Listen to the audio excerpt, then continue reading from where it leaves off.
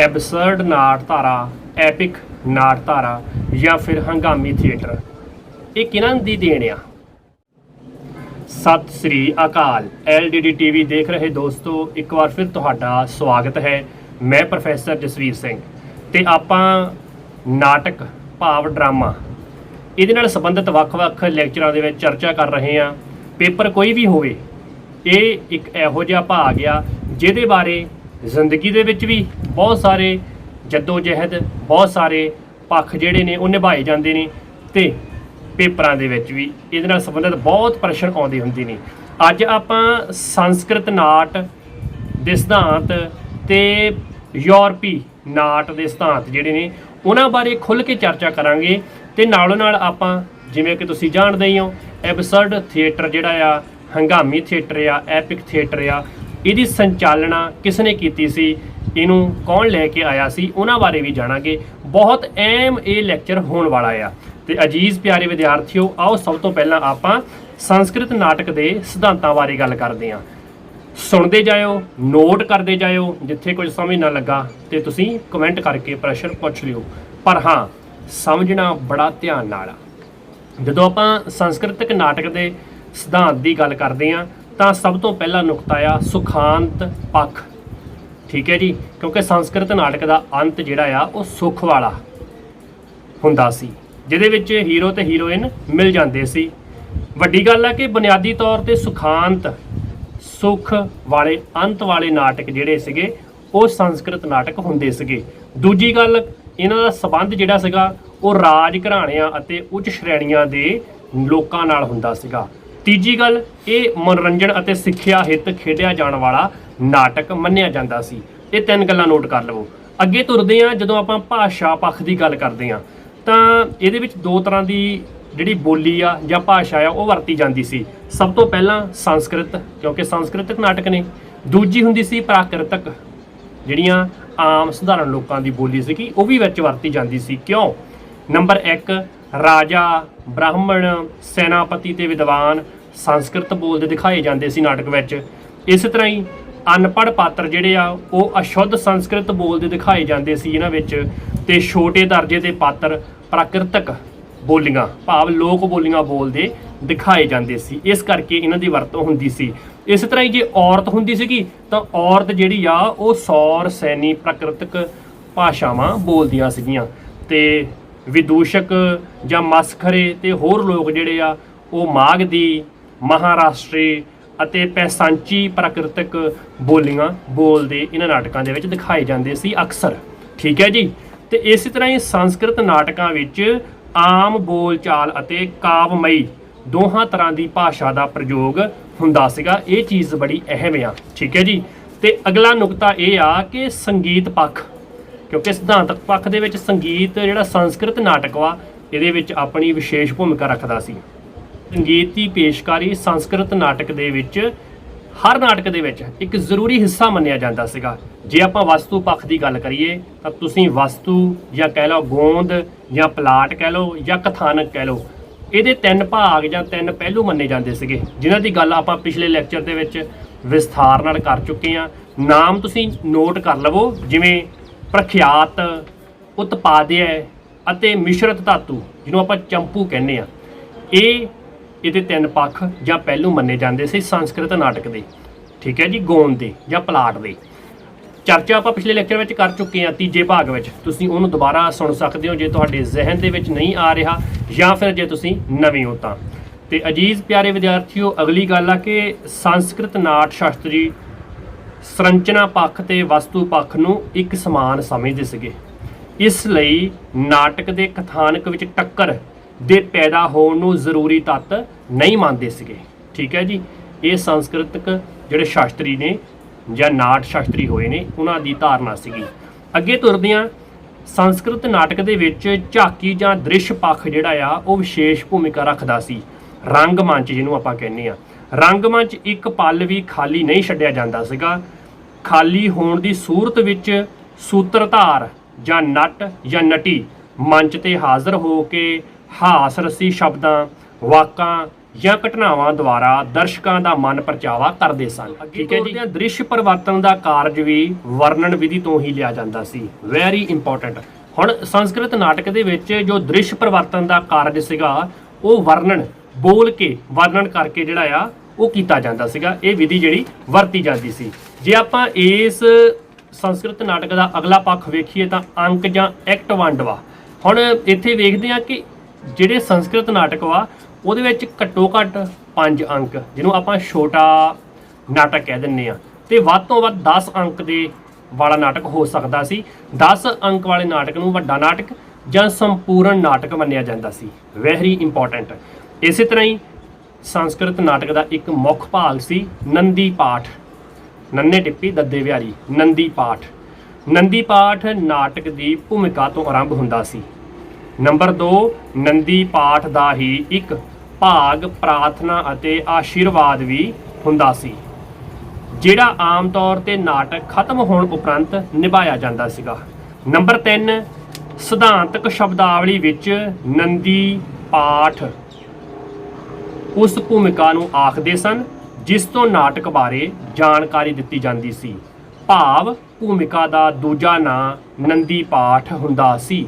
Very very very important. ਹੁਣ ਜਦੋਂ ਭੂਮਿਕਾ ਦਾ ਹੀ ਦੂਜਾ ਨਾਮ ਨੰਦੀ ਪਾਠ ਆ ਤਾਂ ਇਹਦੇ ਬਾਰੇ ਪ੍ਰਸ਼ਨ ਆਉਣਾ ਬੜਾ ਸੁਭਾਵਿਕ ਆ। ਸਾਨੂੰ ਸ਼ਬਦ ਦਾ ਮਤਲਬ ਪਤਾ ਹੋਣਾ ਚਾਹੀਦਾ, ਇਹਦੇ ਧਾਰਨਾ ਦਾ ਪਤਾ ਹੋਣਾ ਚਾਹੀਦਾ। ਤੇ ਅਗਲੀ ਗੱਲ ਹੈ ਕਿ ਨੰਦੀ ਪਾਠ ਨੂੰ ਸੂਤਰਧਾਰ ਬਿਆਨ ਕਰਦਾ ਸੀ। ਠੀਕ ਹੈ ਜੀ। ਤੇ ਪੰਜਵੀਂ ਗੱਲ ਆ, ਨੰਦੀ ਪਾਠ ਦੇ ਆਰੰਭਲੇ ਹਿੱਸੇ ਵਿੱਚ ਦਰਸ਼ਕਾਂ ਨੂੰ ਅਸੀਸ ਦਿੱਤੀ ਜਾਂਦੀ ਸੀ।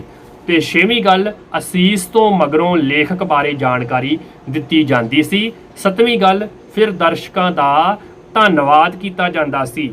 ਅੱਠਵੀਂ ਗੱਲ, ਕੁਝ ਪਹਿਲੀਆਂ ਘਟਨਾਵਾਂ ਤੇ ਪਾਤਰਾਂ ਬਾਰੇ ਵੀ ਵਿਚਾਰ ਦੇ ਦਿੱਤੇ ਜਾਂਦੇ ਸੀਗੇ। ਨੌਵੀਂ ਗੱਲ, ਨੰਦੀ ਪਾਠ ਦਾ ਭਾਗ ਸਮਾਪਤ ਹੋਣ ਮਗਰੋਂ ਹੀ ਨਾਟਕ ਦਾ ਅਸਲੀ ਕਾਰਜ ਆਰੰਭ ਹੁੰਦਾ ਸੀਗਾ। Very important. ਠੀਕ ਹੈ ਜੀ। ਤੇ ਜੇ ਆਪਾਂ ਇਹਦੇ ਅਗਲੇ ਪੱਖ ਭਾਵ ਨਾਇਕ ਜਾਂ ਕਹਿ ਲਓ ਨੇਤਾ ਜਾਂ ਆਪਾਂ ਅੰਗਰੇਜ਼ੀ ਵਿੱਚ ਹੀਰੋ ਬੋਲ ਦਿੰਦੇ ਆ, ਇਹਦੀ ਗੱਲ ਕਰੀਏ ਤਾਂ ਸੰਸਕ੍ਰਿਤ ਨਾਟਕ ਦੇ ਵਿੱਚ ਨਾਇਕ ਇੱਕ ਵੀਰ ਪੁਰਸ਼, ਪਰਾਕਾਮੀ, ਨਿਸ਼ਕਾਮੀ, ਕਲਾ ਪ੍ਰੇਮੀ ਅਤੇ ਬਲਵਾਨ ਤੇ ਦ੍ਰਿੜ ਇਰਾਦੇ ਵਾਲਾ ਹੋਣਾ ਜ਼ਰੂਰੀ ਸਮਝਿਆ ਜਾਂਦਾ ਸੀਗਾ। ਤੇ ਜਿਹੜਾ ਹੀਰੋ ਹੁੰਦਾ ਸੀ ਜਾਂ ਨਾਇਕ ਹੁੰਦਾ ਸੀ ਉਹ ਨੈਤਿਕਤਾ ਦੀ ਰਾਖੀ ਲਈ, ਪਰੰਪਰਾ ਨੂੰ ਜੀਵਤ ਰੱਖਣ ਲਈ ਵੱਡੀ ਤੋਂ ਵੱਡੀ ਕੁਰਬਾਨੀ ਕਰਨ ਦੇ ਯੋਗ ਸਮਝਿਆ ਜਾਂਦਾ ਸੀ। ਤੇ ਇਸੇ ਤਰ੍ਹਾਂ ਹੀ ਨਾਇਕ ਜਿਹੜਾ ਆ ਉਹ ਰਾਜ ਘਰਾਣੇ ਚੋਂ ਕਸ਼ਤਰੀ ਵੰਸ਼ ਜਾਂ ਬ੍ਰਾਹਮਣ ਵਰਗ ਦੇ ਵਿੱਚੋਂ ਲਿਆ ਜਾਂਦਾ ਸੀ ਸੰਸਕ੍ਰਿਤ ਨਾਟਕ ਦੇ ਵਿੱਚ। ਠੀਕ ਹੈ ਜੀ।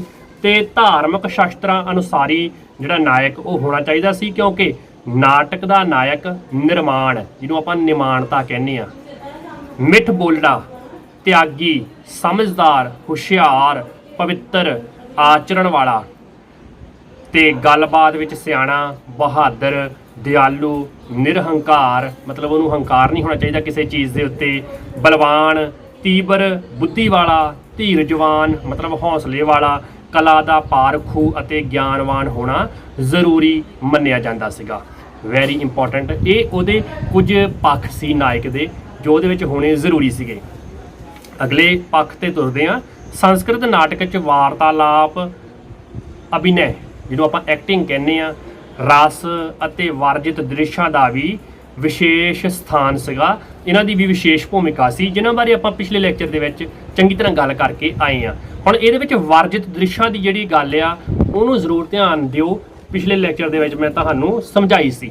ਇਹ ਨਾਟ ਸ਼ਾਸਤਰੀ ਵਾਰਤਾਲਾਪ ਵਿੱਚ ਰਸ ਦੀ ਉਪਜ ਤੇ ਬਹੁਤ ਜ਼ੋਰ ਦਿੰਦੇ ਸਨ। ਤੇ ਨਾਲੋਂ ਨਾਲ ਭਰਤ ਮੁਨੀ ਤਾਂ ਨਾਟ ਸ਼ਾਸਤਰ ਵਿਸ਼ਵ ਵਿੱਚ ਨਾਟ ਆਲੋਚਨਾ ਦੀ ਸਭ ਤੋਂ ਪੁਰਾਣੀ ਪੁਸਤਕ ਮੰਨੀ ਜਾਂਦੀ ਆ। ਇਹਨੂੰ ਤੁਸੀਂ ਡਬਲ ਸਟਾਰ ਪਾ ਲਓ ਕਿਉਂਕਿ ਭਰਤ ਮੁਨੀ ਉਹਦਾ ਨਾਟ ਸ਼ਾਸਤਰ ਦੁਨੀਆ ਦੀ ਸਭ ਤੋਂ ਪੁਰਾਣੀ ਪੁਸਤਕ ਭਾਵ ਗ੍ਰੰਥ ਆ। ਤੇ ਵੱਡੀ ਤੋਂ ਵੱਡੀ ਗੱਲ ਇਹ ਆ ਕਿ ਇਸ ਤੋਂ ਪਹਿਲਾਂ ਵੀ ਕੁਝ ਗ੍ਰੰਥ ਲਿਖੇ ਗਏ ਸੀ ਜਿਨ੍ਹਾਂ ਦੀ ਚਰਚਾ ਭਰਤ ਮੁਨੀ ਨੇ ਆਪਣੇ ਨਾਟ ਗ੍ਰੰਥ ਦੇ ਵਿੱਚ, ਨਾਟ ਸ਼ਾਸਤਰ ਦੇ ਵਿੱਚ ਕੀਤੀ ਆ, ਪਰ ਉਹ ਸਾਨੂੰ ਮਿਲਦੇ ਨਹੀਂ। ਇਸ ਕਰਕੇ ਭਰਤ ਮੁਨੀ ਦਾ ਨਾਟ ਸ਼ਾਸਤਰ ਜਿਹੜਾ ਆ ਉਹ ਨਾਟ ਆਲੋਚਨਾ ਦੀ ਪਹਿਲੀ ਪੁਸਤਕ ਮਿਲਣ ਕਰਕੇ ਮੰਨੀ ਜਾਂਦੀ ਆ। ਠੀਕ ਹੈ ਜੀ।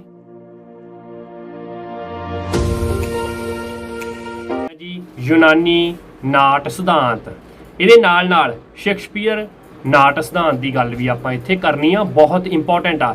ਉਹਦਾ ਕਾਰਨ ਕੀ ਆ, ਤੁਸੀਂ ਜਦੋਂ ਲੈਕਚਰ ਸੁਣੋਗੇ ਤੁਹਾਨੂੰ ਕਲੀਅਰ ਹੋ ਜਾਊਗਾ। ਪੱਛਮੀ ਨਾਟ ਪਰੰਪਰਾ ਜਾਂ ਸਿਧਾਂਤ ਦੋ ਭਾਗਾਂ ਵਿੱਚ ਵੰਡਿਆ ਗਿਆ ਆ। ਪਹਿਲਾ ਯੂਨਾਨੀ ਜਾਂ ਪੱਛਮੀ ਨਾਟ ਪਰੰਪਰਾ, ਦੂਜਾ ਸ਼ੇਕਸਪੀਅਰ ਨਾਟ ਸਿਧਾਂਤ। ਠੀਕ ਹੈ ਜੀ, ਇਹ ਦੋ ਹਿੱਸੇ ਨੇ, ਇਹ ਦੋ ਸਿਧਾਂਤ ਨੇ ਜਿਨ੍ਹਾਂ ਦੀ ਆਪਾਂ ਹੁਣ ਗੱਲ ਕਰਨ ਲੱਗੇ ਹਾਂ।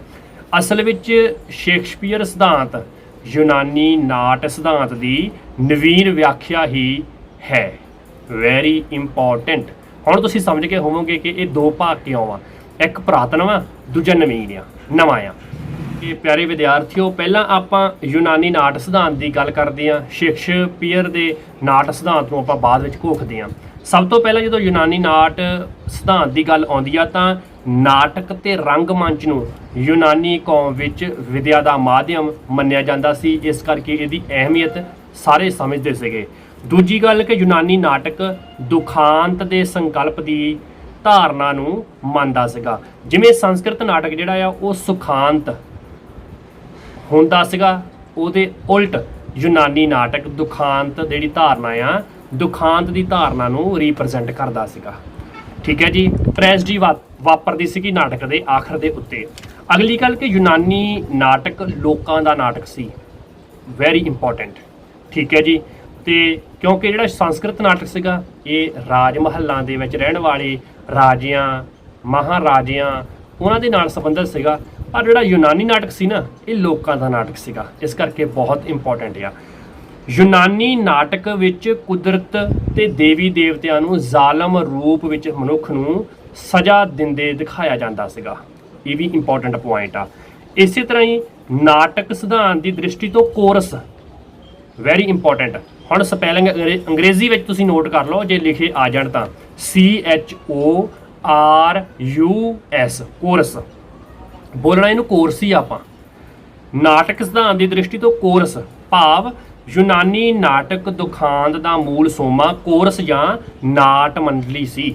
ਠੀਕ ਹੈ ਜੀ, ਇਹ ਪਹਿਲਾ ਨੁਕਤਾ ਤੁਸੀਂ ਨੋਟ ਕਰ ਲਵੋ। ਇਹਦੇ ਨਾਲ ਹੀ ਦੂਜਾ ਨੁਕਤਾ ਕਿ ਇਸ ਵਿੱਚ ਭਾਗ ਲੈਣ ਵਾਲੀਆਂ ਔਰਤਾਂ ਦੀ ਗਿਣਤੀ 50 ਤੱਕ ਹੋ ਸਕਦੀ ਸੀਗੀ। ਤੀਜੀ ਗੱਲ, ਕੋਰਸ ਹਰ ਯੂਨਾਨੀ ਨਾਟਕ ਦਾ ਸਿਧਾਂਤਕ ਤੌਰ ਤੇ ਅਟੁੱਟ ਅੰਗ ਰਿਹਾ ਹੈ। ਅਗਲੀ ਗੱਲ, ਕੋਰਸ ਨਾਚ ਗੀਤ ਨਾਲ ਹੀ ਲਗਭਗ ਹਰ ਯੂਨਾਨੀ ਨਾਟਕ ਦਾ ਆਗਾਜ਼ ਹੁੰਦਾ, ਆਰੰਭ ਸ਼ੁਰੂ ਹੁੰਦਾ ਸੀ। ਠੀਕ ਹੈ ਜੀ, ਤੇ ਸਾਡੇ ਕੋਲ ਅਗਲਾ ਨੁਕਤਾ ਆ ਕਿ 16ਵੀਂ ਸਦੀ ਦੇ ਪ੍ਰਸਿੱਧ ਆਲੋਚਕ ਸਕਾਲੀਜ਼ਰ ਨੇ ਅਰਸਤੂ ਨੂੰ ਸ਼ਹਿਨਸ਼ਾਹ ਕਿਹਾ ਸੀਗਾ। ਵੈਰੀ ਵੈਰੀ ਵੈਰੀ ਇੰਪੋਰਟੈਂਟ, ਇਹਨੂੰ ਤੁਸੀਂ ਨੋਟ ਕਰ ਲਵੋ, ਅੰਡਰਲਾਈਨ ਕਰ ਲਵੋ। ਅਰਸਤੂ ਅਨੁਸਾਰ ਪਲਾਟ ਦਾ ਆਦ ਮੱਧ ਅੰਤ ਹੋਣਾ ਬੜਾ ਜ਼ਰੂਰੀ ਸੀਗਾ, ਤੇ ਅਰਸਤੂ ਅਨੁਸਾਰ ਦੁਖਾਂਤ ਦਾ ਆਕਾਰ ਕਾਫੀ ਵੱਡਾ ਹੋਣਾ ਚਾਹੀਦਾ ਸੀ। ਉਹ ਕਹਿੰਦਾ ਕਿ ਨਾਟਕ ਦੇ ਵਿੱਚ ਦੁਖਾਂਤ ਜਿਹੜਾ ਆ ਉਹ ਵਿਸ਼ੇਸ਼ ਭੂਮਿਕਾ ਵਿੱਚ ਆਉਣਾ ਚਾਹੀਦਾ ਆ। ਅਰਸਤੂ ਨੇ ਪਲਾਟ ਵਿੱਚ ਗੁੰਝਲ ਨੂੰ ਤਰਜੀਹ ਦਿੱਤੀ ਸੀ।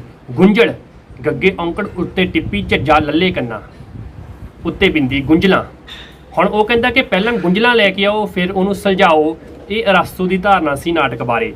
ਪਲਾਟ ਨੂੰ ਜ਼ਿਆਦਾ ਪ੍ਰਭਾਵਸ਼ਾਲੀ ਬਣਾਉਣ ਲਈ ਅਰਸਤੂ ਨੇ 3 ਯੂਨਿਟਸ ਦਾ ਸਿਧਾਂਤ ਦਿੱਤਾ ਸੀਗਾ। 3 ਯੂਨਿਟਸ ਦਾ ਸਿਧਾਂਤ ਜਿਹੜਾ ਆ ਉਹ ਦਿੱਤਾ ਸੀਗਾ। ਉਹ ਕਹਿੰਦਾ ਆ ਕਾਰਜ ਦੀ ਏਕਤਾ ਭਾਵ ਯੂਨਿਟੀ ਆਫ ਐਕਸ਼ਨ, ਸਮੇਂ ਦੀ ਏਕਤਾ ਭਾਵ ਯੂਨਿਟੀ ਆਫ ਟਾਈਮ, ਸਥਾਨ ਦੀ ਏਕਤਾ ਭਾਵ ਯੂਨਿਟੀ ਆਫ ਪਲੇਸ। ਇਹ 3 ਚੀਜ਼ਾਂ ਜਿਹੜੀਆਂ ਨੇ ਉਹ ਪਲਾਟ ਦੇ ਵਿੱਚ ਹੋਣੀਆਂ ਬਹੁਤ ਜ਼ਰੂਰੀ ਨੇ ਅਰਸਤੂ ਦੇ ਅਨੁਸਾਰ। ਤੇ ਸਮੇਂ ਦੀ ਏਕਤਾ ਤੋਂ ਭਾਵ ਸੀ ਇੱਕ ਦਿਨ ਤੋਂ। ਇਸ ਤਰ੍ਹਾਂ ਸਥਾਨ ਦੀ ਏਕਤਾ ਤੋਂ ਭਾਵ ਸੀ ਇੱਕ ਥਾਂ ਤੋਂ। ਤੇ ਨਾਲੋਂ ਨਾਲ ਅਰਸਤੂ ਨੇ ਕਾਰਜ ਦੀ ਏਕਤਾ ਦੇ ਉੱਤੇ ਵਧੇਰੇ ਜ਼ੋਰ ਦਿੱਤਾ ਸੀਗਾ। ਠੀਕ ਹੈ ਜੀ, ਤੇ ਯੂਨਾਨੀ ਨਾਟ ਸਿਧਾਂਤ ਦੇ ਵਿੱਚ ਨਾਇਕ ਜਾਂ ਹੀਰੋ ਜਿਹੜਾ ਆ ਉਹਦੇ ਵੀ ਵਿਸ਼ੇਸ਼ ਗੁਣ ਸੀਗੇ। ਜਿਵੇਂ ਅਰਸਤੂ ਅਨੁਸਾਰ ਨਾਇਕ ਨਾ ਤਾਂ ਸੱਚਾਈ ਦਾ ਪੁਤਲਾ ਹੋਣਾ ਚਾਹੀਦਾ ਹੈ, ਨਾ ਹੀ ਸੰਪੂਰਨ ਤੌਰ ਤੇ ਘਟੀਆ ਕਿਰਦਾਰ ਵਾਲਾ ਹੋਣਾ ਚਾਹੀਦਾ ਆ। ਵੈਰੀ ਇੰਪੋਰਟੈਂਟ ਪਹਿਲੀ ਗੱਲ। ਦੂਜੀ ਗੱਲ, ਨਾਇਕ 'ਚ ਸਧਾਰਨ ਮਨੁੱਖ ਵਾਲੇ ਗੁਣ ਤੇ ਔਗੁਣ ਦੋਹੇ ਹੋਣੇ ਚਾਹੀਦੇ ਆ। ਤੀਜੀ ਗੱਲ, ਅਰਸਤੂ ਅਨੁਸਾਰ ਨਾਇਕ ਦੀ ਹੋਂਦ ਨਾਲ ਹੀ ਦੁਖਾਂਤ ਸਫਲ ਹੋ ਸਕਦਾ ਆ। ਠੀਕ ਹੈ ਜੀ, ਅਰਸਤੂ ਨੇ ਇਹ ਕਹਿ ਦਿੱਤਾ ਸੀਗਾ ਕਿ ਨਾਇਕ ਜਿਹੜਾ ਆ ਲੋਕਾਂ ਨਾਲ ਡਾਇਰੈਕਟ ਜੁੜਦਾ ਆ, ਲੋਕਾਂ ਦਾ ਬੰਦਾ ਹੁੰਦਾ ਆ।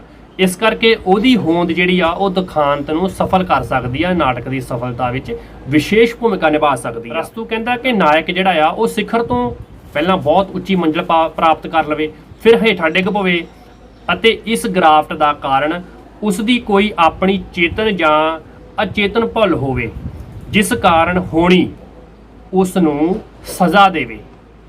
ਹੁਣ ਹੋਣੀ ਨੂੰ ਅੰਡਰਲਾਈਨ ਕਰ ਲਵੋ, ਇਹਦੇ ਬਾਰੇ ਮੈਂ ਗੱਲ ਅਗਾਂਹ ਜਾ ਕੇ ਕਰਨੀ ਆ। ਅਗਲਾ ਨੁਕਤਾ ਹੈ ਜੀ ਕਥਾਰਸਿਸ। ਯੂਨਾਨੀ ਨਾਟਕ ਵਿੱਚ ਕਥਾਰਸਿਸ, ਇਹਦੇ ਬਾਰੇ ਅਰਸਤੂ ਨੇ ਬਹੁਤ ਕੁਝ ਕਿਹਾ। ਇਹ ਉਸ ਦਾ ਸਿਧਾਂਤ ਸੀਗਾ। ਅਰਸਤੂ ਨੇ ਕਥਾਰਸਿਸ ਦਾ ਸਿਧਾਂਤ ਦਿੱਤਾ ਸੀਗਾ ਨਾਟਕ ਦੇ ਵਿੱਚ। ਜਿਵੇਂ ਪਹਿਲਾਂ ਆਪਾਂ ਅਨੁਕਰਨ ਦਾ ਸਿਧਾਂਤ ਵੀ ਪੜ੍ਹਿਆ ਆ, ਉਹ ਵੀ ਅਰਸਤੂ ਦੀ ਦੇਣ ਆ। ਠੀਕ ਹੈ। ਤੇ ਪਿਆਰੇ ਵਿਦਿਆਰਥੀਓ, ਕਥਾਰਸਿਸ ਜਿਵੇਂ ਅੰਗਰੇਜ਼ੀ ਵਿੱਚ ਲਿਖਿਆ ਜਾਂਦਾ ਆ, ਉਹ ਵੀ ਸਪੈਲਿੰਗ ਤੁਸੀਂ ਨੋਟ ਕਰ ਲਵੋ, CATHARSIS, ਕਥਾਰਸਿਸ। ਠੀਕ ਹੈ ਜੀ। ਤੇ ਅਰਸਤੂ ਅਨੁਸਾਰ ਦੁਖਾਂਤ ਨਾਟਕ ਦਾ ਮੂਲ ਮਨੋਰਥ ਦਰਸ਼ਕਾਂ ਦਾ ਕਥਾਰਸਿਸ ਭਾਵ ਵਿਰੇਚਨ ਕਰਨਾ ਹੈ। ਭਾਵ ਕਿ ਉਹਨਾਂ ਅੰਦਰਲੀਆਂ ਜਿਹੜੀਆਂ ਪ੍ਰਸਥਿਤੀਆਂ ਨੇ ਜੋ ਨਾਟਕ ਨੂੰ ਵੇਖ ਕੇ ਉਹਨਾਂ ਅੰਦਰ ਭਾਵਨਾਵਾਂ ਪੈਦਾ ਹੁੰਦੀਆਂ ਨੇ, ਉਹਨਾਂ ਦਾ ਵਿਰੇਚਨ ਕਰਨਾ ਹੁੰਦਾ ਆ। ਭਾਵ ਉਹਨਾਂ ਦੇ ਅੰਦਰੋਂ ਉਹ ਭਾਵਨਾਵਾਂ ਉਤਪੰਨ ਕਰਨੀਆਂ ਹੁੰਦੀਆਂ ਆ। ਤੇ ਲੁਕਾਚ ਅਤੇ ਹਰਬਰਟ ਰੀਡ ਨੇ ਕਥਾਰਸਿਸ ਦੀ ਵਿਆਖਿਆ ਮਨੋਵਿਗਿਆਨਕ ਆਧਾਰਾਂ ਤੇ ਕੀਤੀ ਸੀ। ਇਹ ਨੁਕਤਾ ਜਿਹੜਾ ਆ ਇਹ ਬਹੁਤ ਅਹਿਮ ਆ। ਤੇ ਅਗਲਾ ਨੁਕਤਾ ਆ ਜੀ, ਆਲੋਚਕ ਹੰਫਰੇ ਅਨੁਸਾਰ ਕਥਾਰਸਿਸ ਦਾ ਭਾਵ ਭਾਵਾਂ ਦੀ ਸ਼ੁੱਧੀ ਨਹੀਂ, ਸਗੋਂ ਇਸ ਦਾ ਅਰਥ ਸਦਾਚਾਰਕ ਸਿੱਖਿਆ ਹੈ। ਇਹ ਵੀ ਨੋਟ ਕਰ ਲਵੋ, ਇਹ ਵੀ ਬਹੁਤ ਅਹਿਮ ਆ। ਨਾਟਕ ਸਿਧਾਂਤ ਦੇ ਤੌਰ ਤੇ ਕਥਾਰਸਿਸ ਮਨੁੱਖ ਦੇ ਜਜ਼ਬਿਆਂ ਵਿੱਚ ਤੰਦਰੁਸਤੀ ਲਿਆਉਂਦਾ ਹੈ। ਇਸ ਜਿਹੜਾ ਨੁਕਤਾ ਆ ਇਹ ਵੀ ਬਹੁਤ ਇੰਪੋਰਟੈਂਟ ਆ। ਤੇ ਯੂਨਾਨੀ ਨਾਟ ਪਰੰਪਰਾ ਦਾ ਪਹਿਲਾ ਅਤੇ ਪ੍ਰਮੁੱਖ ਸਿਧਾਂਤਕਾਰ ਅਰਸਤੂ ਨੇ ਲਿਖੀ ਸੀ ਪੁਸਤਕ ਦਾ ਪੋਇਟਿਕਸ, ਵੈਰੀ ਇੰਪੋਰਟੈਂਟ ਨੂੰ ਮੰਨਿਆ ਜਾਂਦਾ ਹੈ। ਠੀਕ ਹੈ। ਸ਼ੇਕਸਪੀਰੀਅਨ ਨਾਟ ਸਿਧਾਂਤਵਾਦ। ਤੇ ਸ਼ੇਕਸਪੀਅਰ ਨੇ 3 ਦਰਜਨਾਂ ਤੋਂ ਵੱਧ ਨਾਟਕ ਲਿਖੇ ਸੀਗੇ। ਸ਼ੇਕਸਪੀਅਰ ਦੇ ਨਾਟਕ ਸਿਧਾਂਤ ਦ੍ਰਿਸ਼ਟੀ ਤੋਂ ਨਾਇਕ ਪ੍ਰਧਾਨ ਨਾਟਕ ਸਨ। ਵੈਰੀ ਇੰਪੋਰਟੈਂਟ, ਨਾਇਕ ਪ੍ਰਧਾਨ, ਹੀਰੋ ਨੂੰ ਪ੍ਰਮੁੱਖਤਾ ਦਿੱਤੀ ਜਾਂਦੀ ਸੀ। ਸ਼ੇਕਸਪੀਅਰ ਦੇ ਦੁਖਾਂਤ ਨਾਟਕਾਂ ਦੀ ਹੋਣੀ ਇੱਕ ਹੀ ਵਿਅਕਤੀ ਭਾਵ ਨਾਇਕ ਦੁਆਲੇ ਉਸਾਰੀ ਹੁੰਦੀ ਸੀਗੀ ਤੇ ਲਗਭਗ ਹਰ ਨਾਟਕ ਵਿੱਚ ਅੰਤ ਤੇ ਨਾਇਕ ਦੀ ਮੌਤ ਹੁੰਦੀ ਸੀ, ਜਿਹਦੇ ਨਾਲ ਦੁਖਾਂਤਕ ਅੰਤ ਹੁੰਦਾ ਸੀਗਾ। ਠੀਕ ਹੈ ਜੀ। ਤੇ ਸ਼ੇਕਸਪੀਅਰ ਅਨੁਸਾਰ ਦੁਖਾਂਤ ਦਾ ਭਾਵ ਅਤ ਦੀਆਂ ਮੁਸੀਬਤਾਂ ਤੇ ਮੌਤ ਦੀ ਕਹਾਣੀ ਹੈ। Very very very important. Shakespeare ਅਨੁਸਾਰ ਦੁਖਾਂਤ ਦਾ ਭਾਵ ਅਤ ਦੀਆਂ ਮੁਸੀਬਤਾਂ ਤੇ ਮੌਤ ਦੀ ਕਹਾਣੀ ਹੈ। ਠੀਕ ਹੈ ਜੀ। ਇਹ ਵੀ ਤੁਸੀਂ ਨੋਟ ਕਰ ਲਵੋ ਜੀ। ਨੋਟ ਕਰਨ ਦੇ ਨਾਲ ਨਾਲ ਇਹਨਾਂ ਨੂੰ ਤੁਸੀਂ ਆਪਣੇ ਜ਼ਿਹਨ ਦਾ ਵੀ ਹਿੱਸਾ ਬਣਾ ਲਵੋ। ਉਹ ਕਹਿੰਦਾ ਕਿ ਸ਼ੇਕਸਪੀਅਰ ਜਿਹੜਾ ਨਾਟ ਸਿਧਾਂਤ ਆ ਉਹਦੇ ਵਿੱਚ ਅਗਲਾ ਪੱਖ ਹੈ ਕਿਸਮਤ ਜਾਂ ਹੋਣੀ। ਸ਼ੇਕਸਪੀਅਰ ਦੇ ਨਾਟਕਾਂ ਵਿੱਚ ਕਿਸਮਤ ਜਾਂ ਹੋਣੀ ਦਾ ਤੱਤ ਬਹੁਤ ਅਹਿਮ ਸੀ। ਉਹਦੇ ਪਹਿਲੇ ਨਾਟਕਾਂ ਵਿੱਚ ਇਹ ਸਿਧਾਂਤ ਜਿਹੜਾ ਆ ਉਹ ਲਾਗੂ ਹੁੰਦਾ ਸੀ ਤੇ ਨਾਇਕ ਆਪਣੀਆਂ ਮੁਸੀਬਤਾਂ ਦਾ ਜਨਮ ਦਾਤਾ ਆਪ ਹੀ ਬਣਦਾ ਸੀ। ਤੀਜੀ ਗੱਲ, ਨਾਇਕ ਕਈ ਕਿਸਮ ਦੀਆਂ ਮਾਨਸਿਕ ਪੀੜਾਂ ਨੂੰ ਸਹਿਣ ਕਰਦਾ ਸੀ, ਜਿਵੇਂ ਪਾਗਲਪਨ, ਨੀਂਦ ਵਿੱਚ ਤੁਰੇ ਫਿਰਨਾ, ਅਚਾਨਕ ਡਰ ਜਾਣਾ ਜਾਂ ਨੀਂਦ, ਬੇਹੋਸ਼ੀ ਅਤੇ ਨੀਂਦ ਵਿੱਚ ਬੁੜਬੜਾਉਣਾ ਆਦਿ ਜਿਹੜੇ ਨੇ ਇਹੋ ਜਿਹੇ ਲੱਛਣ ਉਹਦੇ ਨਾਇਕ ਵਿੱਚ ਆਉਂਦੇ ਸੀਗੇ। ਤੇ ਸ਼ੇਕਸਪੀਅਰ ਦੇ ਨਾਟਕਾਂ ਵਿੱਚ ਭੂਤ, ਪ੍ਰੇਤ ਅਤੇ ਚੁੜੇਲਾਂ ਵਰਗੇ ਪਰਾ ਸਰੀਰਕ ਪਾਤਰਾਂ ਦੀ ਵਰਤੋਂ ਵੀ ਆਮ ਹੁੰਦੀ ਸੀਗੀ। ਜਿਵੇਂ ਮੈਕਬਥ ਤੇ ਹੈਮਲੇਟ ਵਿੱਚ ਪ੍ਰੇਤ ਹਨ ਅਤੇ ਮੈਕਬਥ ਵਿੱਚ ਚੁੜੇਲਾਂ ਵੀ ਸਾਨੂੰ ਵੇਖਣ ਨੂੰ, ਪੜ੍ਹਨ ਨੂੰ ਮਿਲਦੀਆਂ ਆ। ਤੇ ਅਜੀਜ਼ ਪਿਆਰੇ ਵਿਦਿਆਰਥੀਓ, ਅਗਲਾ ਪੱਖ ਹੈ ਸੰਘਰਸ਼। ਨਾਟਕਾਂ 'ਚ ਸ਼ੇਕਸਪੀਅਰ ਦੇ ਨਾਟਕਾਂ ਦੇ ਵਿੱਚ ਸਰੀਰਕ ਤੇ ਮਾਨਸਿਕ ਸੰਘਰਸ਼ ਕਰਦੇ ਜਿਹੜੇ ਆ ਉਹ ਪਾਤਰ ਦਿਖਾਏ ਜਾਂਦੇ ਆ। ਇਹ ਸੰਘਰਸ਼ ਦੇਵੀ ਗੁਣਾਂ ਦੀ ਰਾਖੀ ਲਈ ਕੀਤਾ ਗਿਆ ਸੰਘਰਸ਼ ਹੁੰਦਾ ਹੈ ਤੇ ਇਸ ਦੇ ਦੁਖਾਂਤ ਦਾ ਅੰਤਲਾ ਪ੍ਰਭਾਵ ਨਿਰਾਸ਼ਾਵਾਦੀ ਨਹੀਂ ਹੁੰਦਾ। Very important. ਤੇ ਨਾਇਕ ਦੇ ਸਾਹਮਣੇ ਕੋਈ ਆਦਰਸ਼ ਹੁੰਦਾ ਹੈ ਜਿਸ ਦੀ ਪ੍ਰਾਪਤੀ ਲਈ ਨਾਇਕ ਸੰਘਰਸ਼ ਕਰਦਾ ਹੋਇਆ ਮਾਰਿਆ ਜਾਂਦਾ ਆ। ਠੀਕ ਹੈ ਜੀ। ਇਹੀ ਉਸ ਦੀ ਵਿਸ਼ੇਸ਼ਤਾ ਦਿਖਾਈ ਜਾਂਦੀ ਆ। ਤਾਂ ਕਰਕੇ ਇਹਦਾ ਅੰਤ ਜਿਹੜਾ ਆ ਉਹ ਨਿਰਾਸ਼ਾਵਾਦੀ ਨਹੀਂ ਹੁੰਦਾ, ਦੁਖਾਂਤਕ ਜ਼ਰੂਰ ਹੁੰਦਾ ਆ। ਅਗਲਾ ਪੱਖ ਹੈ ਜੀ ਨੈਤਿਕ ਵਿਧਾਨ। ਸ਼ੇਕਸਪੀਅਰ ਦੇ ਨਾਟਕਾਂ ਵਿੱਚ ਦੁਖਾਂਤ ਦਾ ਨੈਤਿਕ ਸੰਕਲਪ ਇਸ ਕਲਾਤਮਕ ਵਿਧੀ ਨਾਲ ਪੇਸ਼ ਕੀਤਾ ਜਾਂਦਾ ਹੈ ਕਿ ਪਾਠਕ ਜਦੋਂ ਨਾਇਕ ਨੂੰ ਮੌਤ ਦੇ ਚੌਖਟੇ ਦੇ ਅੰਤਰਗਤ ਵੇਖਦਾ ਹੈ ਤਾਂ ਉਸ ਨੂੰ ਨਾਇਕ ਦੀ ਮੌਤ ਗਲਤ ਜਾਂ ਦੁਖਦਾਈ ਪ੍ਰਤੀਤ ਨਹੀਂ ਹੁੰਦੀ, ਜਿਹਦੀ ਆਪਾਂ ਹੁਣੇ ਗੱਲ ਕਰਕੇ ਹਟੇ ਹਾਂ। ਸ਼ੇਕਸਪੀਅਰ ਨੇ ਆਪਣੇ ਨਾਇਕ ਵਿੱਚ ਕੋਈ ਅਜਿਹੀ ਕਮਜ਼ੋਰੀ ਰੱਖੀ ਹੁੰਦੀ ਸੀ ਕਿ ਨਾਇਕ ਨੂੰ ਘੱਟੋ ਘੱਟ ਮੌਤ ਦੀ ਸਜ਼ਾ ਦਿੱਤੀ ਜਾ ਸਕੇ। ਜਿਵੇਂ ਤੁਸੀਂ ਵੇਖ ਸਕਦੇ ਹੋ ਓਥੈਲੋ ਦੀ ਕਮਜ਼ੋਰੀ ਕਿ ਉਹ ਕਸਵੱਟੀ ਤੇ ਪਰਖਿਆਂ ਬਿਨਾਂ ਹੀ ਸੁਣਾਈਆਂ ਗੱਲਾਂ ਦੇ ਵਿੱਚ ਯਕੀਨ ਕਰ ਲੈਂਦਾ ਸੀਗਾ, ਤੇ ਇਸੇ ਤਰ੍ਹਾਂ ਹੀ ਜਾਂ ਫਿਰ ਹੈਮਲੇਟ ਦੀ ਕਮਜ਼ੋਰੀ ਉਸਦੇ ਇਰਾਦੇ ਦਾ ਬਹੁਤ ਕੱਚਾ ਹੋਣਾ ਦਿਖਾਈ ਗਈ ਆ। ਇਸੇ ਤਰ੍ਹਾਂ ਹੀ ਮੈਕਬਥ ਹੈ ਹੀ ਅਪਰਾਧੀ ਭਾਵਨਾ ਵਾਲਾ ਸੀਗਾ, ਇਸ ਕਰਕੇ ਉਹਨੂੰ ਸਜ਼ਾ ਮਿਲਣੀ ਸੰਭਾਵਿਤ ਸੀਗੀ। ਆਦਿ ਜਿਹੜੀਆਂ ਉਦਾਹਰਨਾਂ ਨੂੰ ਆਪਾਂ ਸਾਹਮਣੇ ਰੱਖ ਸਕਦੇ ਹਾਂ। ਤੇ ਅਗਲਾ ਪੱਖ ਹੈ ਜੀ ਸੁਖਾਂਤ ਪੱਖ। ਪਹਿਲਾ ਜਿਹੜਾ ਯੂਨਾਨੀ ਨਾਟਕ ਸੀਗਾ ਉਹ ਸਿਰਫ ਦੁਖਾਂਤ ਪੱਖ ਨੂੰ ਪੇਸ਼ ਕਰਦਾ ਸੀ, ਪਰ ਜਦੋਂ ਸ਼ੇਕਸਪੀਅਰ ਨੇ ਆਪਣੇ ਨਾਟਕਾਂ ਦਾ ਅਗਲਾ ਹਿੱਸਾ ਲੈ ਕੇ ਆਂਦਾ, ਅਗਲੇ ਪੜਾਅ ਤੇ ਜਦੋਂ ਪਹੁੰਚਿਆ ਸ਼ੇਕਸਪੀਅਰ, ਤਾਂ ਉਹਨੇ ਆਪਣੇ ਨਾਟਕਾਂ ਵਿੱਚ ਦੁਖਾਂਤ ਪੱਖ ਤੋਂ ਬਾਅਦ ਸੁਖਾਂਤ ਪੱਖ ਨੂੰ ਵੀ ਹਿੱਸਾ ਦਿੱਤਾ। ਸ਼ੇਕਸਪੀਅਰ ਨੇ ਸਫਲ ਸੁਖਾਂਤ ਨਾਟਕ ਵੀ ਲਿਖੇ। ਨੰਬਰ 2, ਇਹ ਨਾਟਕ ਕਾਲਪਨਿਕ ਵਧੇਰੇ ਹਨ। ਤੀਜਾ ਨੰਬਰ, ਰੋਮਾਂਟਿਕ ਸੈਟਿੰਗ ਦੇ ਅੰਤਰਗਤ ਉਸਾਰੇ ਗਏ ਇਹ ਨਾਟਕ ਸਾਰੇ। ਤੇ ਚੌਥਾ ਨੁਕਤਾ, ਕੇਂਦਰੀ ਨੁਕਤਾ ਇਹਨਾਂ ਨਾਟਕਾਂ ਦਾ ਸੀ ਨਾਇਕ ਤੇ ਨਾਇਕਾ ਭਾਵ ਹੀਰੋ ਤੇ ਹੀਰੋਇਨ ਦਾ ਪਿਆਰ। ਠੀਕ ਹੈ ਜੀ। ਤੇ ਪੰਜਵਾਂ ਨੁਕਤਾ, ਅਜਿਹੇ ਨਾਟਕਾਂ ਵਿੱਚ ਚੰਗੇ ਪਾਤਰ ਬਹੁਤ ਚੰਗੇ ਹੁੰਦੇ ਸੀਗੇ ਅਤੇ ਮਾੜੇ ਪਾਤਰ ਬਹੁਤ ਮਾੜੇ ਦਿਖਾਏ ਜਾਂਦੇ ਸੀਗੇ। ਇਹ ਇਹਨਾਂ ਪਾਤਰਾਂ ਦੀ ਜਿਹੜੀ ਆ, ਇਹਨਾਂ ਨਾਟਕਾਂ ਦੀ ਜਿਹੜੀ ਆ ਵਿਸ਼ੇਸ਼ਤਾ ਹੁੰਦੀ ਸੀਗੀ। ਆਮ ਤੌਰ ਤੇ ਸੰਸਕ੍ਰਿਤ ਨਾਟਕਾਂ ਵਿੱਚ ਸਭ ਤੋਂ ਜ਼ਿਆਦਾ ਮਿਲਦੀ ਆ ਜਦੋਂ ਆਪਾਂ ਸੁਖਾਂਤ ਨਾਟਕ ਦੀ ਗੱਲ ਕਰਦੇ ਹਾਂ। ਤੇ ਅੱਗੇ ਆਪਾਂ ਜੇ ਤੁਰਦੇ ਹਾਂ ਤਾਂ ਸ਼ੇਕਸਪੀਅਰ ਨਾਟਕ ਸਿਧਾਂਤ ਦੇ ਵਿੱਚ ਸੁਖਾਂਤ ਨਾਟਕਾਂ ਦੇ ਵਿੱਚ ਔਰਤ ਪ੍ਰਮੁੱਖਤਾ ਜਾਂ ਪ੍ਰਧਾਨਤਾ ਲੈਂਦੀ ਆ। ਸ਼ੇਕਸਪੀਅਰ ਦੇ ਨਾਟਕਾਂ 'ਚ ਮਰਦ ਪਾਤਰ ਦੇ ਟਾਕਰੇ ਤੇ ਔਰਤ ਪਾਤਰ ਜਿਹੜੀ ਆ ਉਹ ਮੋਹਰੀ ਜਾਂ ਪ੍ਰਧਾਨ ਬਣਦੀ ਆ। ਠੀਕ ਹੈ ਜੀ। ਔਰਤ ਪਾਤਰ ਸੂਝਵਾਨ ਅਤੇ ਬਾਦਲੀਲ ਭਾਵ ਦਲੀਲ ਦੇ ਨਾਲ ਗੱਲਬਾਤ ਕਰਦੀ ਦਿਖਾਈ ਗਈ ਆ। ਮਰਦ ਪਾਤਰ ਔਰਤ ਦੇ ਮੁਕਾਬਲੇ ਤੇ ਬੌਣੇ ਜਾਪਦੇ ਆ ਸੁਖਾਂਤ ਨਾਟਕਾਂ ਵਿੱਚ। ਤੇ ਜੇ ਆਪਾਂ ਰੰਗਮੰਚ ਦੀ ਗੱਲ ਕਰੀਏ ਤਾਂ ਸ਼ੇਕਸਪੀਅਰ ਨੇ ਦਰਿਆ ਥੇਮਜ਼ ਦੇ ਕੰਢੇ ਜਾਂ ਕਿਨਾਰੇ ਆਪਣਾ ਗਲੋਬ ਥੀਏਟਰ 1597 ਈਸਵੀ ਵਿੱਚ ਉਸਾਰਿਆ ਸੀ। ਵੈਰੀ ਵੈਰੀ ਵੈਰੀ ਇੰਪੋਰਟੈਂਟ, ਕਰ ਲਓ ਨੋਟ। ਦੂਜੀ ਗੱਲ, ਗਲੋਬ ਥੀਏਟਰ ਦੇ ਐਂਟਰੀ ਗੇਟ ਦੇ ਉੱਪਰ ਲਿਖਿਆ ਹੋਇਆ ਸੀ, ਕੀ ਲਿਖਿਆ ਹੋਇਆ ਸੀ? ਟੋਟਸ ਮੁੰਡਸ ਐਗਿਟ ਹਿਸਟੋਰੀਨੀਅਮ। ਇਹਦਾ ਮਤਲਬ ਕੀ ਸੀਗਾ ਕਿ ਸਾਰਾ ਸੰਸਾਰ ਹੀ ਇੱਕ ਰੰਗਮੰਚ ਆ। ਠੀਕ ਹੈ ਜੀ। ਇਹ ਪੁੱਛਿਆ ਜਾ ਸਕਦਾ ਆ ਕਿ ਸਾਰਾ ਸੰਸਾਰ ਹੀ ਰੰਗਮੰਚ ਹੈ, ਇਹ ਕਿਸ ਦੀ ਧਾਰਨਾ ਆ ਜਾਂ ਕਿੱਥੇ ਲਿਖਿਆ ਹੋਇਆ ਸੀ? ਇਹ ਗਲੋਬ ਥੀਏਟਰ ਦੀ ਐਂਟਰੀ ਭਾਵ ਪ੍ਰਵੇਸ਼ ਦੁਆਰ ਦੇ ਉੱਪਰ ਇੱਕ ਵੱਡੇ ਲੱਕੜੀ ਦੇ ਜੋ ਇੱਕ ਤਖਤਾ ਲਾਇਆ ਹੋਇਆ ਸੀ ਉਹਦੇ ਉੱਪਰ ਲਿਖਿਆ ਹੋਇਆ ਸੀ। ਤੇ ਗਲੋਬ ਥੀਏਟਰ ਸ਼ੇਕਸਪੀਅਰ ਦਾ ਥੀਏਟਰ ਸੀਗਾ ਜੋ ਥੇਮਜ਼ ਦਰਿਆ ਦੇ ਕੰਢੇ ਜਾਂ ਕਿਨਾਰੇ ਤੇ ਬਣਿਆ ਹੋਇਆ ਸੀ। 1597 ਈਸਵੀ ਦੇ ਵਿੱਚ 1597 ਈਸਵੀ ਦੇ ਵਿੱਚ ਇਹ ਸ਼ੇਕਸਪੀਅਰ ਨੇ ਬਣਾਇਆ ਸੀਗਾ। ਅਗਲੀ ਆਪਾਂ ਗੱਲ, ਅਗਲਾ ਨੁਕਤਾ ਵੀ ਦੇਖਣਾ ਆ, ਬਹੁਤ ਇੰਪੋਰਟੈਂਟ ਆ।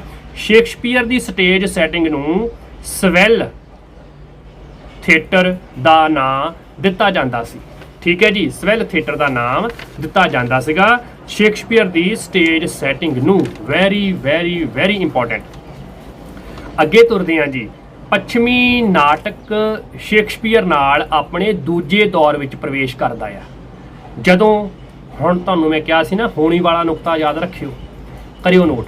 ਜਿਹੜੇ ਪੁਰਾਣੇ ਪਹਿਲੇ ਨਾਟਕ ਸੀਗੇ ਨਾ, ਉਹਨਾਂ ਵਿੱਚ ਹੋਣੀ ਪੂਰਵ ਨਿਰਧਾਰਤ ਹੁੰਦੀ ਸੀਗੀ। ਭਾਵ ਇਹ ਪਤਾ ਹੀ ਹੁੰਦਾ ਸੀਗਾ ਕਿ ਜੋ ਹੋਣੀ ਦਾ ਜੋ ਲਿਖਿਆ ਗਿਆ ਆ ਕਿਸਮਤ ਦੇ ਵਿੱਚ ਉਹੀ ਵਾਪਰਨਾ ਨਾਇਕ ਦੇ ਨਾਲ। ਹੋਣੀ ਪੂਰਵ ਨਿਰਧਾਰਤ ਹੁੰਦੀ ਸੀਗੀ, ਪਰ ਜਦੋਂ ਸ਼ੇਕਸਪੀਅਰ ਦਾ ਸਮਾਂ ਆਉਂਦਾ ਆ ਤਾਂ ਦੂਜੇ ਦੌਰ ਦੇ ਵਿੱਚ ਪੱਛਮੀ ਨਾਟਕ ਪ੍ਰਵੇਸ਼ ਕਰ ਜਾਂਦਾ ਆ ਤੇ ਹੋਣੀ ਪੂਰਵ ਨਿਰਧਾਰਤ ਦੀ ਥਾਂ ਤੇ ਪਾਤਰ ਦੀ ਹੋਣੀ ਦਾ ਸੰਕਲਪ ਪੇਸ਼ ਹੋ ਜਾਂਦਾ ਆ। ਭਾਵ ਪਹਿਲਾਂ ਪੁਰਾਣੇ ਜਿਹੜੇ ਯੂਨਾਨੀ ਨਾਟਕ ਸੀਗੇ ਉਹਨਾਂ ਵਿੱਚ ਹੋਣੀ ਪ੍ਰਮੁੱਖ ਸੀਗੀ। ਉਸ ਤੋਂ ਬਾਅਦ ਸ਼ੇਕਸਪੀਅਰ ਦੇ ਸਮੇਂ ਦੂਜੇ ਦੌਰ ਵਿੱਚ ਪਾਤਰ ਦੀ ਹੋਣੀ ਜਿਹੜੀ ਆ ਉਹ ਪ੍ਰਮੁੱਖ ਭੂਮਿਕਾ ਨਿਭਾਉਂਦੀ ਆ, ਭਾਵ ਪਾਤਰ ਜਿਹੋ ਜਿਹਾ ਕਾਰਜ ਕਰਦਾ ਆ ਉਹਦੇ ਨਾਲ ਉਹੋ ਜਿਹਾ ਵਾਪਰਦਾ ਆ। ਅਗਲੀ ਗੱਲ, ਪੱਛਮੀ ਨਾਟਕ ਦਾ ਤੀਜਾ ਦੌਰ ਆਧੁਨਿਕ ਨਾਟਕ ਦਾ ਮੰਨਿਆ ਜਾਂਦਾ ਆ, ਜਿਸ ਵਿੱਚ ਯਥਾਰਥਵਾਦੀ ਨਾਟਧਾਰਾ ਅਤੇ ਉਸ ਤੋਂ ਬਾਅਦ ਦੀਆਂ ਸ਼ੈਲੀਆਂ ਜਿਵੇਂ ਐਬਸਰਡ ਥੀਏਟਰ, ਐਪਿਕ ਥੀਏਟਰ ਜਾਂ ਫਿਰ ਹੰਗਾਮੀ ਥੀਏਟਰ ਆਦਿ ਧਾਰਾਵਾਂ ਆ ਜਾਂਦੀਆਂ ਆ। ਠੀਕ ਹੈ ਜੀ। ਇਸ ਦੌਰ 'ਚ ਦੁਖਾਂਤ ਜਿਹੜਾ ਆ ਵਾਪਰਨ ਦਾ ਕਾਰਨ ਹੋਣੀ ਜਾਂ ਫਿਰ ਨੰਬਰ 2 ਪਾਤਰ ਨਹੀਂ ਬਣਦੇ ਸੀਗੇ, ਸਗੋਂ ਪਰਿਸਥਿਤੀਆਂ ਦੇ ਵੱਸ ਪੈ ਗਈ ਸੀ ਹੋਣੀ, ਜਾਂ ਦੁਖਾਂਤ ਜਿਹੜਾ ਆ ਉਹ ਪਰਿਸਥਿਤੀਆਂ ਦੇ ਵਿੱਚੋਂ ਪੈਦਾ ਹੋਣ ਲੱਗ ਪਿਆ ਸੀ। ਹੁਣ ਸੌਖੇ ਢੰਗ ਨਾਲ ਜਾਣੋ ਇਹਨੂੰ। ਸਭ ਤੋਂ ਪਹਿਲਾਂ ਜਿਹੜਾ ਪੱਛਮੀ ਜਾਂ ਯੂਨਾਨੀ ਨਾਟਕ ਸੀਗਾ ਉਹਦੇ ਵਿੱਚ ਹੋਣੀ ਪਹਿਲਾਂ ਕੰਮ ਕਰਦੀ ਸੀ। ਦੂਜੇ ਪੜਾਅ ਦੇ ਵਿੱਚ ਪਾਤਰ ਦਾ ਜੋ ਨਾਇਕ ਦਾ ਜੋ ਪ੍ਰਤੀਕਰਮ ਸੀ, ਜੋ ਨਾਇਕ ਜਿਹੋ ਜਿਹਾ ਵਿਹਾਰ ਕਰਦਾ ਸੀ, ਪਾਤਰ ਦੀ ਹੋਣੀ ਜਿਹੜੀ ਸੀਗੀ ਉਹਦਾ ਕਾਰਨ ਬਣਦੀ ਸੀ ਨਾਟਕ ਦਾ ਦੁਖਾਂਤ ਦਾ। ਤੀਜੇ ਜਿਹੜਾ ਪੜਾਅ ਆਉਂਦਾ ਆ ਜਿਹਨੂੰ ਆਪਾਂ ਆਧੁਨਿਕ ਨਾਟਕ ਵੀ ਕਹਿ ਸਕਦੇ ਹਾਂ ਪੱਛਮੀ ਨਾਟ ਪਰੰਪਰਾ ਦੇ ਵਿੱਚ, ਉਹਦੇ ਵਿੱਚ ਪਰਿਸਥਿਤੀਆਂ ਨਾਟਕ ਦੇ ਵਿੱਚ ਇਹੋ ਜਿਹੀਆਂ ਬਣਾ ਦਿੱਤੀਆਂ ਜਾਂਦੀਆਂ ਸੀਗੀਆਂ ਕਿ ਨਾਟਕ ਵਿੱਚ ਦੁਖਾਂਤ ਵਾਪਰਦਾ ਸੀਗਾ। ਅਗਲੀ ਗੱਲ, ਨਾਟਕ ਵਿੱਚ ਵਸਤੂ, ਵਿਸ਼ੇ, ਵਿਚਾਰਧਾਰਾ ਦਾ ਮਹੱਤਵ ਵਧਣ ਲੱਗ ਪਿਆ ਸੀਗਾ ਜਦੋਂ ਆਖਰੀ ਦੌਰ ਆਉਂਦਾ ਗਿਆ। ਠੀਕ ਹੈ ਜੀ। ਤੇ ਆਪਾਂ ਹੁਣ ਲੈਕਚਰ ਦੀ ਸਮਾਪਤੀ ਵੱਲ ਨੂੰ ਵਧਦੇ ਹਾਂ। ਨਾਰਵੇ ਦੇ ਨਾਟਕਕਾਰ ਹੈਨਰਿਕ ਇਬਸਨ ਦੁਆਰਾ ਸੰਚਾਲਿਤ ਯਥਾਰਥਵਾਦੀ ਨਾਟਧਾਰਾ ਨੇ ਨਾਟਕ ਨੂੰ ਰੋਮਾਂਚਿਕਤਾ ਦੀ ਵਲਗਣ ਚੋਂ ਕੱਢ ਕੇ ਯਥਾਰਥਕ ਰੂਪ ਪ੍ਰਦਾਨ ਕੀਤਾ ਆ। Very important. ਹੁਣ ਇਬਸਨ ਨੇ ਜਿਹੜਾ ਥੀਏਟਰ ਲਿਆਂਦਾ ਸੀਗਾ ਉਹ ਸੀ ਜੀ ਯਥਾਰਥਵਾਦੀ ਨਾਟਧਾਰਾ। ਠੀਕ ਹੈ ਜੀ। ਤੇ ਇਹਨੇ ਰੋਮਾਂਟਿਕ ਨਾਟਕ ਨੂੰ ਪਰੇ ਕਰ ਦਿੱਤਾ ਸੀਗਾ ਤੇ ਯਥਾਰਥਕ ਅਸਲ ਨਾਟਕ ਦੀ ਗੱਲ ਕੀਤੀ ਸੀਗੀ। ਇਸੇ ਤਰ੍ਹਾਂ ਹੀ ਸੈਮੂਅਲ ਬੈਕਟ ਦੁਆਰਾ ਸੰਚਾਲਿਤ ਐਬਸਰਡ ਨਾਟਧਾਰਾ ਨੇ ਨਾਟਕ ਵਿੱਚ ਲਿਖਤ ਪਾਠ ਅਤੇ ਉਸ ਵਿਚਲੇ ਪ੍ਰਤੀਕ ਪ੍ਰਬੰਧ ਨੂੰ ਉਭਾਰਨ ਤੇ ਬਲ ਦਿੱਤਾ ਸੀਗਾ। ਹੁਣ ਤੁਹਾਡੇ ਵਾਸਤੇ ਬਹੁਤ ਜ਼ਰੂਰੀ ਗੱਲ ਕਿ ਅਬਸਰਡ ਨਾਟਧਾਰਾ ਜਿਹੜੀ ਆ ਉਹ ਸੈਮੂਅਲ ਬੈਕਟ ਨੇ ਲੈ ਕੇ ਆਂਦੀ ਸੀਗੀ, ਇਹ ਉਸ ਦੀ ਦੇਣ ਆ। ਠੀਕ ਹੈ ਜੀ। ਅਗਲਾ ਨੁਕਤਾ, ਬ੍ਰੈਖਤ ਦਾ ਐਪਿਕ ਥੀਏਟਰ ਅਣਰਸਤੂਵਾਦੀ ਨਾਟਕ ਦੇ ਤੌਰ ਤੇ ਸਾਹਮਣੇ ਆਇਆ। Very important. ਬ੍ਰੈਖਤ ਨੇ ਐਪਿਕ ਥੀਏਟਰ ਦੀ ਧਾਰਨਾ ਸਾਡੇ ਸਨਮੁਖ ਰੱਖੀ ਸੀ। ਅਗਲੀ ਗੱਲ ਹੈ ਕਿ ਬ੍ਰੈਖਤ ਨੇ ਆਪਣਾ ਸੰਕਲਪ ਵਿੱਚ ਵਿੱਥ ਸਿਧਾਂਤ ਜਿਹੜਾ ਆ ਇਹਦੀ ਸਿਰਜਣਾ ਕੀਤੀ ਸੀਗੀ ਕਿ ਬ੍ਰੈਖਤ ਨੇ ਆਪਣੇ ਸੰਕਲਪ ਵਿੱਚ ਵਿੱਥ ਸਿਧਾਂਤ ਦੀ ਸਿਰਜਣਾ ਹਿੱਤ ਨਾਟਕੀ ਤੱਤਾਂ ਨੂੰ ਨਵੇਂ ਸਿਰਿਓਂ ਵਿਉਂਤਿਆ ਸੀਗਾ। ਤੇ ਮੁੱਕਦੀ ਗੱਲ, ਬ੍ਰੈਖਤ ਦੇ ਐਪਿਕ ਥੀਏਟਰ ਵਿੱਚ ਨਾਟਕੀਅਤਾ ਦੀ ਥਾਂ ਵਰਣਾਤਮਕ ਗੁਣ ਵਧੇਰੇ ਝਲਕਦਾ ਸੀਗਾ। ਵਰਣਾਤਮਕ ਗੁਣ ਜਿਹੜਾ ਆ ਉਹ ਸਾਨੂੰ ਦੇਖਣ ਨੂੰ ਮਿਲਦਾ ਆ। ਤੇ ਆਖਰੀ ਨੁਕਤਾ, ਐਂਟੋਨਿਨ ਆਰਤੋ ਦੁਆਰਾ ਜੋ ਸਿਧਾਂਤ ਦਿੱਤਾ ਗਿਆ ਸੀ ਉਹ ਸੀ ਹੰਗਾਮੀ ਥੀਏਟਰ ਦਾ ਸੰਕਲਪ, ਜਿਸ ਦਾ ਨਾਟਕ ਨਾਲ ਇਹ ਸੰਬੰਧ ਸੀਗਾ ਕਿ ਆਰਤੋ ਨੇ ਨਾਟਕ ਰਾਹੀਂ ਜਾਂ ਇਸ ਸੰਕਲਪ ਰਾਹੀਂ ਮਨੁੱਖ ਦੀਆਂ ਦਮਿਤ ਭਾਵ ਦਬੀਆਂ ਹੋਈਆਂ ਭਾਵਨਾਵਾਂ ਦੀ ਪੇਸ਼ਕਾਰੀ ਤੇ ਆਧਾਰਿਤ ਇਹ ਸੰਕਲਪ ਪੇਸ਼ ਕੀਤਾ ਸੀਗਾ। ਤੇ ਇਹ ਮੰਨਿਆ ਜਾਂਦਾ ਕਿ ਜੋ ਪੱਛਮੀ ਜਾਂ ਯੂਰਪੀ ਜਾਂ ਸ਼ੇਕਸਪੀਅਰ ਇਹ ਨਾਟ ਪਰੰਪਰਾ ਸੀਗੀ, ਜੋ ਆਧੁਨਿਕ ਪਰੰਪਰਾ ਦੀ ਆਪਾਂ ਗੱਲ ਕੀਤੀ, ਤੀਜੇ ਦੌਰ ਦੀ ਗੱਲ ਕੀਤੀ ਸੀਗੀ, ਇਸ ਕ੍ਰਾਂਤੀ ਦੌਰ ਦਾ ਨਾਟਕ ਮੰਨਿਆ ਜਾਂਦਾ ਸੀਗਾ। ਉਮੀਦ ਆ ਕਿ ਅੱਜ ਦਾ ਲੈਕਚਰ ਵੀ ਤੁਹਾਡੇ ਵਾਸਤੇ ਬਹੁਤ ਹੀ ਗਿਆਨਵਰਧਕ ਸਾਬਤ ਹੋਵੇਗਾ, ਬਹੁਤ ਕੁਝ ਤੁਸੀਂ ਨਵਾਂ ਸਿੱਖਿਆ ਹੋਊਗਾ। ਤੇ ਹੁਣ ਮੈਨੂੰ ਤੁਹਾਡੇ ਸਾਰਥਕ ਕਮੈਂਟ ਦੀ ਉਡੀਕ ਵਾ। ਅਗਲੇ ਲੈਕਚਰ ਦੇ ਵਿੱਚ ਆਪਾਂ ਅਗਲੀਆਂ ਗੱਲਾਂ ਕਰਾਂਗੇ, ਕੁਝ ਹੋਰ ਨਵੇਂ ਨੁਕਤੇ ਸਾਂਝੇ ਕਰਾਂਗੇ। ਇਹ ਵਿਸ਼ੇ ਜਿਹੜੇ ਨੇ ਦਰਅਸਲ ਪਹਿਲਾਂ ਇਹਨਾਂ ਤੇ ਇੰਨੀ ਵਿਸਥਾਰਪੂਰਵਕ, ਇੰਨੀ ਹਵਾਲਿਆਂ ਸਹਿਤ ਗੱਲ ਨਹੀਂ ਹੋਈ ਸੀਗੀ, ਇਸ ਕਰਕੇ ਸਾਨੂੰ ਕੁਝ ਔਖੇ ਵੀ ਲੱਗਣਗੇ। ਪਰ ਜੇ ਆਪਾਂ ਔਖੇ ਰਾਹਾਂ ਤੋਂ ਲੰਘ ਜਾਾਂਗੇ ਤਾਂ ਅਗਾਂਹ ਸੌਖੀ ਜ਼ਿੰਦਗੀ ਸਾਡੇ ਵਾਸਤੇ ਸਾਡਾ ਇੰਤਜ਼ਾਰ ਕਰ ਰਹੀ ਹੋਊਗੀ। ਮੈਨੂੰ ਦਿਓ ਇਜਾਜ਼ਤ ਤੇ ਅਗਲੇ ਲੈਕਚਰ ਵਿੱਚ ਮਿਲਦੇ ਹਾਂ। ਲੈਕਚਰ ਨੂੰ ਸ਼ੇਅਰ ਜ਼ਰੂਰ ਕਰ ਦਿਓ। ਸਤਿ ਸ੍ਰੀ ਅਕਾਲ।